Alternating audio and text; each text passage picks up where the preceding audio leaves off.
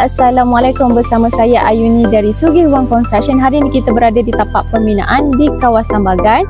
Okey, untuk video sebelum ni kita ada reviewkan untuk rumah unit yang pertama. So dekat Bagan ni kita sebenarnya ada 3 unit rumah lah.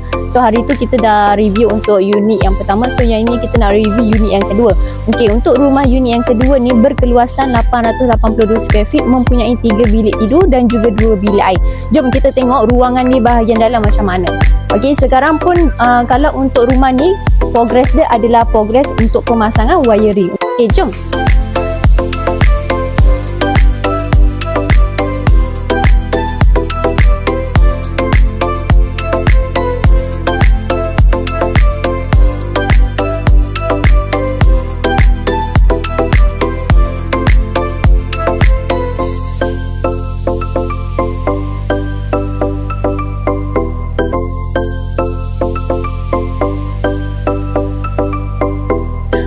Macam mana untuk rumah unit yang kedua ni? Cantik kan? Dia punya ruang pun masih selesa lagi untuk keluarga.